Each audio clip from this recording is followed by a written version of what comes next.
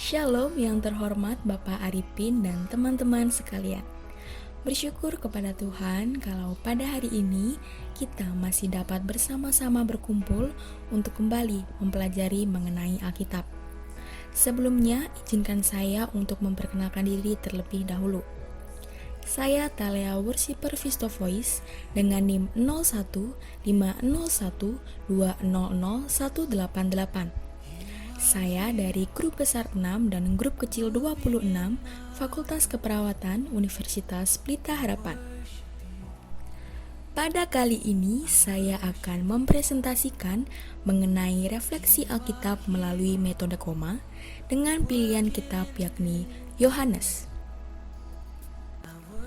Sebelum saya menjelaskan mengenai refleksi apa saja yang saya dapatkan melalui kitab Yohanes, saya akan menjelaskan mengenai kitab ini sendiri. Kitab ini merupakan salah satu catatan mula-mula mengenai kisah hidup Yesus. Kitab ini ditulis oleh Yohanes, yakni murid yang dikasihi oleh Yesus. Kitab Yohanes ini mencangkup kesaksian oleh saksi mata pribadi penulis dengan tujuan supaya kita percaya bahwa Yesus adalah Mesias dan oleh karena iman kita beroleh hidup dalam namanya. Berikut adalah ringkasan dari isi kitab Yohanes. Pada kitab Yohanes ini menceritakan mengenai keseluruhan dari misi Bapa dalam setiap peristiwa. Awal kitab ini dibuka dengan manis mengenai firman yang menjadi manusia, yakni Yesus. Kemudian dilanjutkan melalui kisah pertemuan antara Yesus dengan Yohanes Pembaptis yang menghasilkan 7 gelar untuk Yesus, yakni anak domba Allah, anak manusia, Raja Israel, Rabi, Mesias, dan Yesus dari Nazaret. Setelah itu, kitab ini menunjukkan karyanya melalui setiap mujizat yang dinyatakan. Mulai dari mujizat pertama di Kana dengan mengubah air menjadi anggur, hingga mujizat dalam kebangkitannya.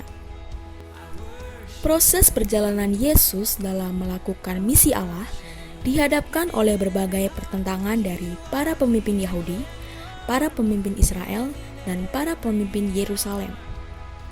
Pada setiap peristiwa atau kisah dalam kitab ini, Yesus tidak jarang membuat pernyataan-pernyataan mengenai dirinya yang adalah anak Allah dan Raja Israel. Hal tersebut yang melatar belakangi adanya pertentangan yang mengakibatkan sebuah permufakatan untuk membunuh Yesus. Pada akhirnya, Yesus ditangkap dan diadili di hadapan para pemuka agama, kemudian disalibkan di hadapan banyak orang. Di sini Yesus menyatakan kemenangan atas dirinya dari segala kejahatan, di mana ia rela menyerahkan nyawanya bagi umat manusia.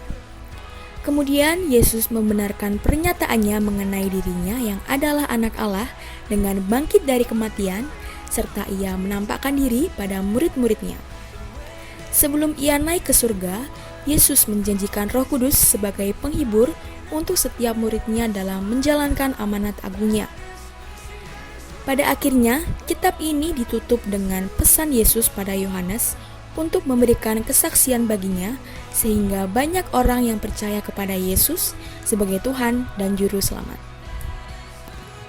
Selanjutnya, kita akan membahas mengenai refleksi Alkitab melalui metode koma dari kitab Yohanes. Yang pertama adalah kasih, meneladani dari tanda-tanda yang dilakukan oleh Yesus.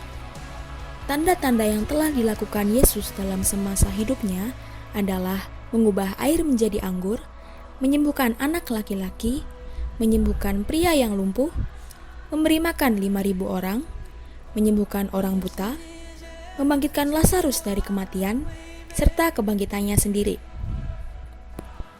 Hal kedua yang dapat diteladani dari kasih Yesus adalah pengorbanan Yesus di atas kayu salib.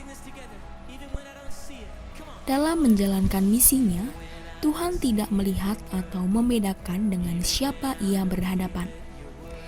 Ia rela menyerahkan nyawanya demi seluruh umat manusia.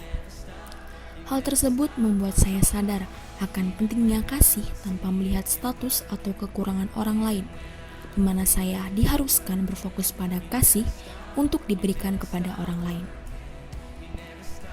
Untuk mengasihi orang yang baik kepada saya merupakan hal yang mudah. Namun, dari peristiwa tersebut mengajarkan saya bahwa saya harus tetap mengasihi orang-orang yang membenci saya. Karena itulah yang dilakukan Yesus semasa hidupnya. Poin yang kedua yang saya dapatkan melalui kitab Yohanes adalah mengenai kesetiaannya atas setiap misi Allah dalam melayani. Meneladani dari misi pelayanan Yesus yang dikerjakan selama masa hidupnya, di sini saya melihat betapa pentingnya untuk menjaga kesetiaan dalam menjalankan apa yang dimau oleh Tuhan. Contohnya dalam pelayanan, di mana saya harus bersungguh-sungguh dengan menjaga kesetiaan dalam melayani baik Tuhan maupun sesama. Kemudian, poin terakhir yang saya pelajari dalam kisah ini adalah berani membela kebenaran. Kisah Yesus menyatakan mengenai pernyataannya bahwa ialah anak Allah dan Raja Israel, menimbulkan banyak pertentangan yang berujung kematian. Peristiwa tersebut membuat saya sadar akan pentingnya membela kebenaran. Memang sangat sulit jika kita diharuskan untuk membela kebenaran pada saat ini, karena kebohongan akan terlihat lebih menjanjikan daripada mengatakan yang sebenarnya. Namun saya yakin dan percaya bahwa Tuhan saja menghendaki untuk berani membela kebenaran dalam menjalani hidup.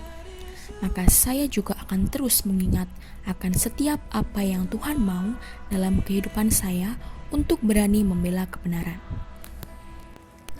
Sekian presentasi yang dapat saya sampaikan. Semoga presentasi ini dapat memberkati kita semua. Mohon maaf bila ada salah kata. Tuhan Yesus memberkati.